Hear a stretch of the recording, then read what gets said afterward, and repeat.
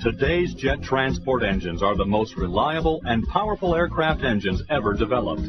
Over the past 40 years, technological improvements have increased the amount of thrust, improved fuel consumption, reduced noise, and reduced unwanted emissions. To accomplish these advances, internal engine pressure has been greatly increased on today's high-bypass turbofan engines. The reliability of the gas turbine engine has reached a level where severe engine failure is so unlikely that most pilots will never experience one in their flying career. However, modern turbine engines can still fail. And when they fail, whether with a loud bang and high vibration or just quietly decay to zero thrust, the pilot is expected to recognize the specific engine problem and then to take appropriate action. Over the last several years, data has indicated some pilots have attempted to diagnose aircraft malfunctions prior to establishing control of the aircraft. This has occurred despite the fact that all pilots are taught to fly the aircraft first. So why does the data indicate that they have not done this? One of the main reasons is the startle factor. Because of modern aircraft's high reliability, when a malfunction occurs, it is frequently the first time the flight crew is exposed to the true sensations of that malfunction. While simulators have greatly improved pilot training, they've not always realistically simulated the actual noise, vibration, and aerodynamic forces certain engine malfunctions cause. It also appears that the greater the physical sensations the pilot feels during the malfunction, the greater the startle factor. And the greater the likelihood the flight crew will try to diagnose the problem immediately instead of flying the aircraft first. When flight crews are interviewed after engine malfunction events, such as the surge of a large high-bypass engine during initial climb-out, they make very similar comments regarding the event. Pilots will often report that it felt like a bomb went off, or that the aircraft was falling apart. Each time an event occurred, the sound and the feel of the event were different, and often much more intense than indicated by any training the crews had received. Because of this, the flight crew either did not recognize the engine symptom or was so concerned about the engine that they responded without taking time to correctly evaluate the situation. In each case, additional time spent in stabilizing the airplane's flight path before responding to the engine symptom would have avoided a serious event. Remember, all transport category aircraft are designed and certified to be controllable with the most critical engine failed. Unlike early turboprops, turbofan-powered airplanes do not require immediate pilot action to the engine in the event of a single engine malfunction or failure. Once the flight path is stabilized, the engine malfunction may be safely identified and the appropriate checklists executed. Taking the time to stabilize the flight path may sometimes lead to further engine damage, but despite that, the airplane still has the capability of safe flight. Engines are tested during initial certification to demonstrate ruggedness following bird and ice ingestion. Even after a major failure, such as the loss of an entire fan blade, which is an extremely rare event, the engine shuts down safely and the airplane is still airworthy.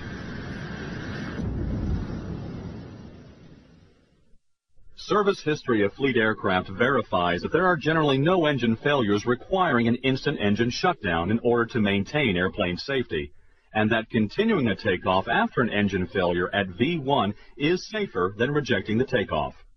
So, the capability to recognize turbine engine malfunctions must be learned. But how?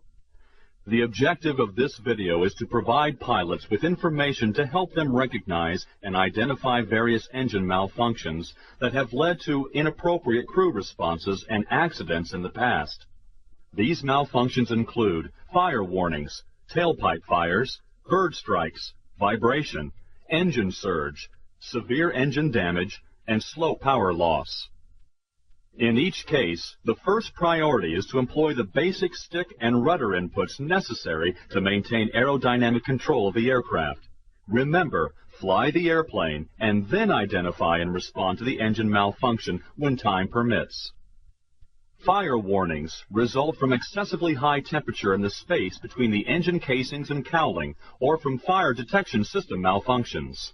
The heat source may be an actual fire around the engine, an engine failure allowing poor air to escape through a hole in the casings, or a leak of hot air from a bleed duct. Whenever a fire warning occurs, the first priority must be to fly the airplane. Once the airplane is stabilized, attention should then be directed toward execution of the appropriate checklist.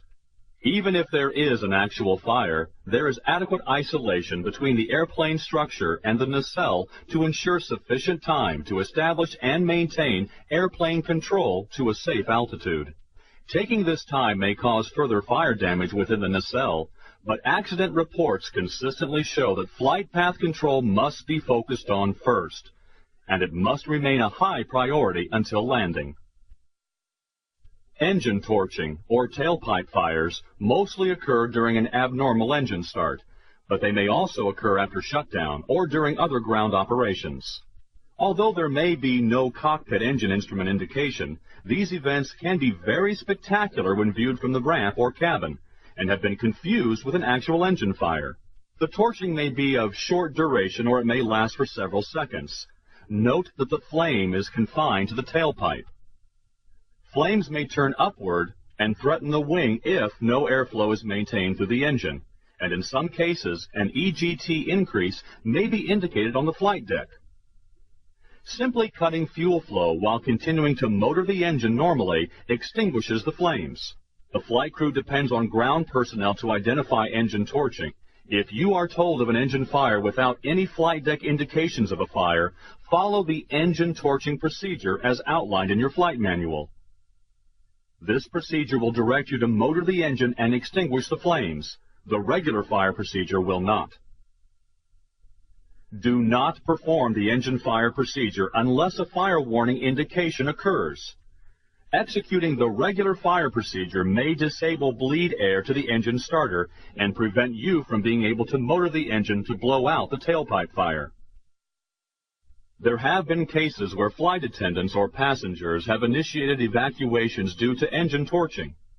These unnecessary evacuations can be minimized by prompt flight deck and cabin crew coordination to provide passengers with pertinent information and to alleviate their concerns. Bird strike is a concern for every pilot. The birds may be observed by the flight crew, or the first indication of a bird ingestion may be an engine surge. Flocking birds are a particular concern since they can affect more than one engine. It may be difficult to see the birds and to know how many engines have ingested birds. Relock, rotate, birds. Let's check the birds. Come on, baby, keep flying. Keep going now. Keep flying. Positive rate. Yeah.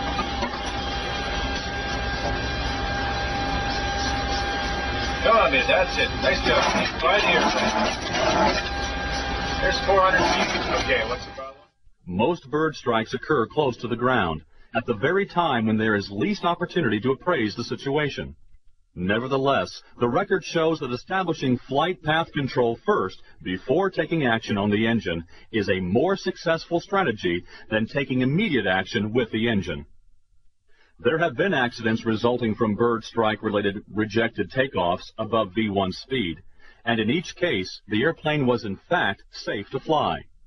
Therefore, rejecting a takeoff due to a bird strike at speeds above V1 is not considered to be appropriate. Bird strike by an engine may be accompanied by audible thuds, vibration, engine surge, unpleasant odors, and abnormal engine instrument readings such as high EGT. Throttling back an engine may be needed to clear a stall after the airplane has been placed on a stable flight path. If the engine involved cannot be positively identified, do not shut it down. In the unlikely event of multiple engines surging, prompt action may be required to clear the stall on the engines one at a time, to assure that some power is available later. Engine vibration may be caused by a fan unbalance. This can come from ice buildup. It may also come from the fan blade material loss or aerodynamic excitation from blade distortion due to foreign object damage. Vibration can also come from internal engine failure, such as a bearing failure.